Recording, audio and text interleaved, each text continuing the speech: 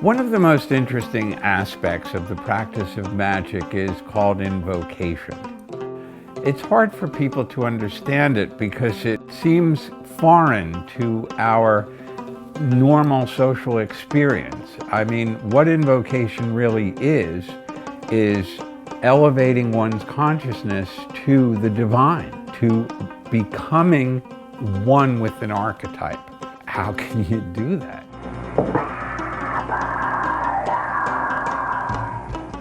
That's what we learn and teach in magic. One of the archetypes that all of us are involved with is the great god Pan.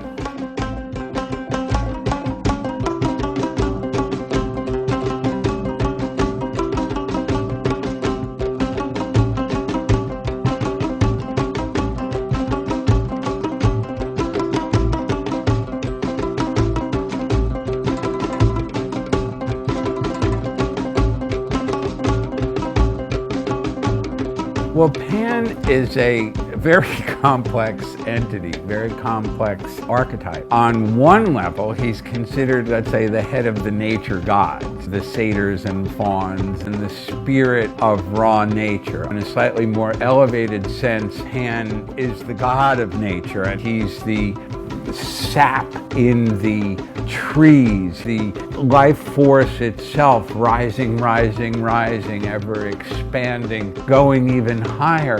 Pan is the all. If he's nature and if he's the life force, then he's God. He's the ever-present totality of existence. And by Crowley's definition of every idea is balanced by its opposite, he would also be the totality of non-existence. Pan is everything. Pan is the all. Pan is also the root of the word panic, because that fear of dissolution, the fear of the mania and the enthusiasm, and at the same time the loss of self that is so characteristic of him, that's something that's very frightening to the ego, which seeks to hold itself in some kind of coherence, and Pan is this explosion in ecstasy.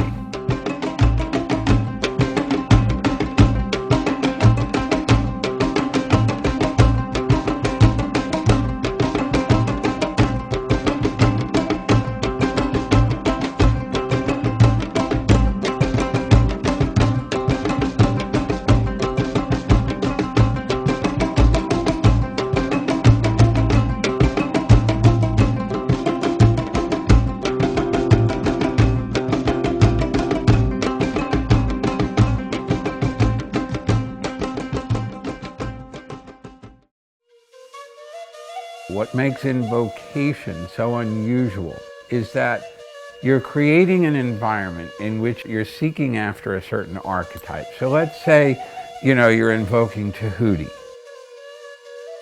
You'll have 8 orange candles so that you see orange burning.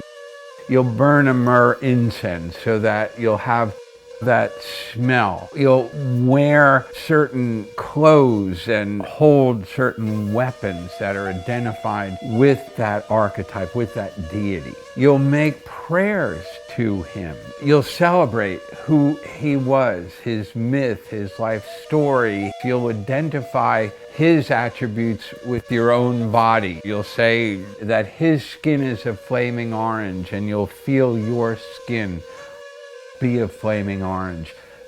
You're trying to identify with a higher force and bring that force down into yourself. I would be inclined to say raise myself to that force. All of those trappings, the self-hypnosis that we mentioned with the skin appearing orange, or the recitation of various attributes of the deity, or the making of intense prayers toward that deity coming in, none of that stuff really works unless you are able to enter a state of ecstasy, which is a state of madness, which is a state of complete dissolution of the ego within the being of the archetype that you've invoked.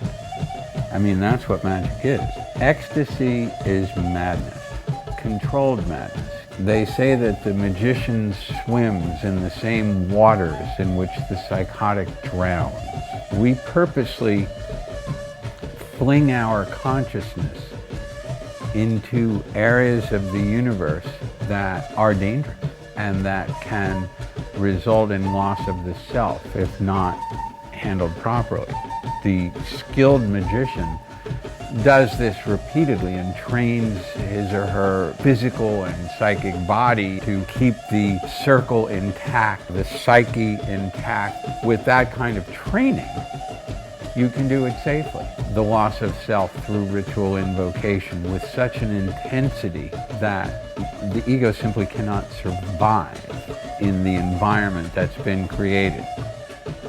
I also believe that there is a state of grace attached to that. In other words, the archetype has to invite you into that unity and identification.